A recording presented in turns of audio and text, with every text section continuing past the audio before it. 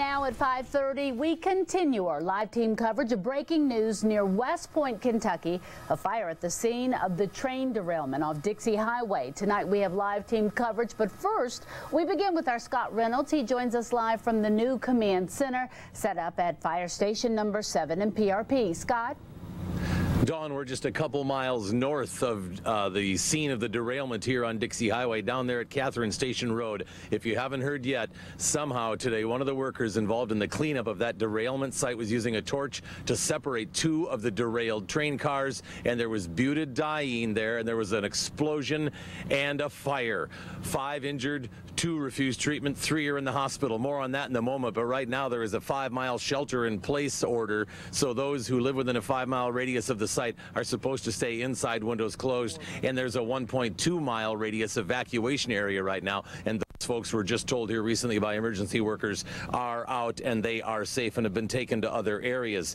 These workers, of course, know the dangers of chemicals. This is what they do for a living, but somehow that mistake was made today and there was an explosion. We are told, though, that right now there's no danger at the scene. Scott Adkins has been there for quite a while after this explosion happened shortly after 1 o'clock. Scott, what's the latest down there? Well, within the last 2 hours, the Kentucky National Guard has arrived here on Dixie Highway, assisting emergency responders. You can see their incident command post, the satellite atop that vehicle. They are assisting all emergency responders at this point. This is the 41st EST. They are making sure that they have the proper precautions in place. They deal with these biochemical hazards. That is what they are trained in.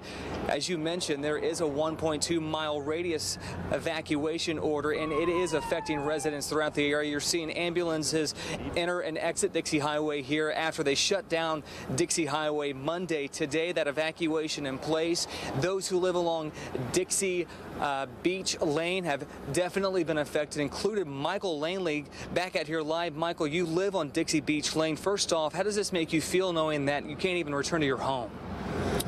I mean, it could be worse. I mean, at least everybody's safe and sound, at least us and our neighbors. We've got, animals still at home that we're concerned about, but, hopefully we'll get back in before, they're home alone too much.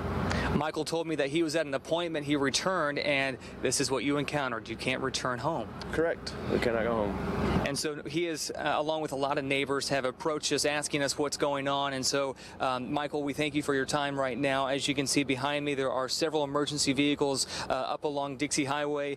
I want to tell you that R.J. Corman workers were on the site using a blowtorch trying to separate the cars involved in this derailment. Around 1 o'clock today, one of them apparently ignited some vapors, butadiene vapors. Those butadiene residuals are currently burning.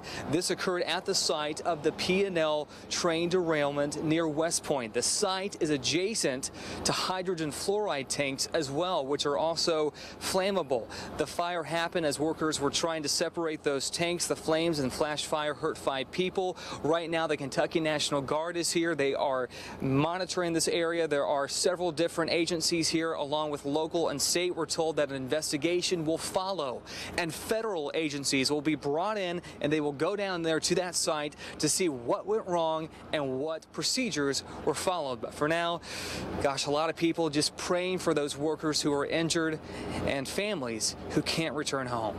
For now, working for you live along Dixie Highway, Scott Adkins, Way 3 News. Scott, we'll send it back to you. All right, thanks. Train